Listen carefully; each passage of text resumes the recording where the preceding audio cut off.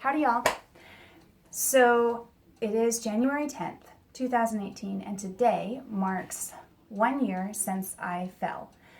And I noticed on my Facebook page that when I actually fell, we didn't know what was happening exactly with my body. ER told me it was just a giant bruise and that I would be fine after a while.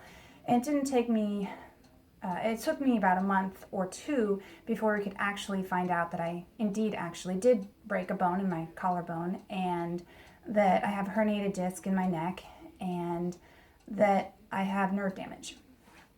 And before I go further into details, I just want to say a very happy birthday to my sweet little Russell, who is living in a totally different state, but is one of my dear friend's little guys, and I'm honored that his birthday falls on the same day as my fall, no puns intended there, because honestly it gave me a lot of hope to have him along for my journey and to see his growth and development while I was worried about my growth and development from my fall.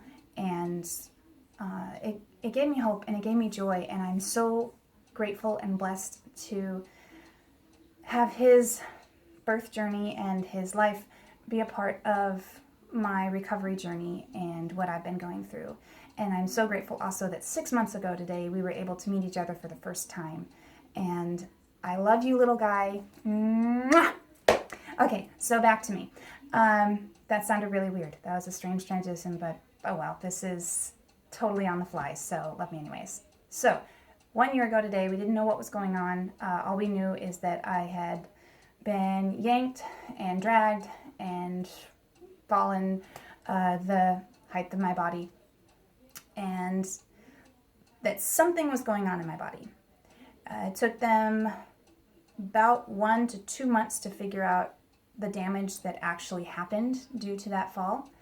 And really, we're still not 100% sure of everything. And one of the questions I get asked a lot, that is probably one of my least favorite questions to answer, is, when is everything going to be finished already? When are you going to be completely recovered from this?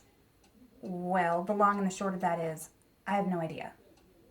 As many times as the doctors have tried to figure out what's going on, and as long as I've been going to physical therapy and occupational therapy and whatever, there's really no way to know how long the recovery takes, because it involves nerves, which trail down the arms into the fingers, sometimes even down into my back, and if I pinch even some of those nerves further down, they can also irritate further up, which is weird to me, but this is what I've been told. So it's a constant act of learning, and there are easy setbacks, unfortunately, that I have to keep working through. So it's a process. This recovery is not automatic. It's not easy, and we have no idea how much will be 100% recoverable or what might be long term. Speaking of which, ouch. Anyhow, so what I do know, though, there have been some improvements. One of which we realized this week is I've been able to actually put Legos together firmly instead of just pop them on. So I have a little bit more strength for grip and for pressing things down, so that's improvement. I'm able to open my own doors now, which is a huge improvement.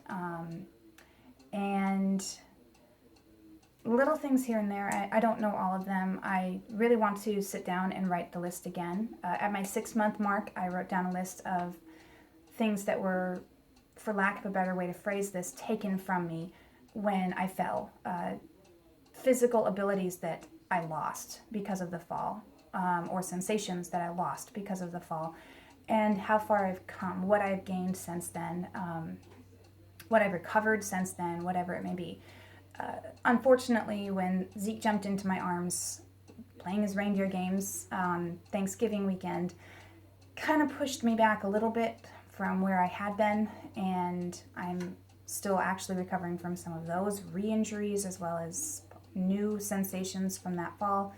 For instance, these 3 fingers, I don't have normal sensations in still. Thankfully, I don't feel the rope burn feeling 100% of the time anymore, but I do whenever I touch something. So hoping eventually I get normal sensations back in my fingers. My biggest goals right now: driving again, dancing again, walking stairs without fear, and playing my music again. Those are some of my biggest ones. I am able to cook most of my own meals. Hooray for that.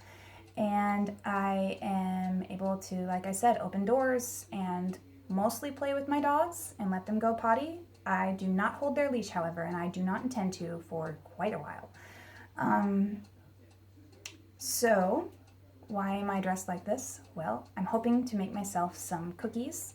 So baking is going to be a big one. It's kind of almost a little bit of OT for me today. I'm hoping to bake myself some cookies to celebrate the fact that it has been a year, to celebrate the life of my dear friend Russell, and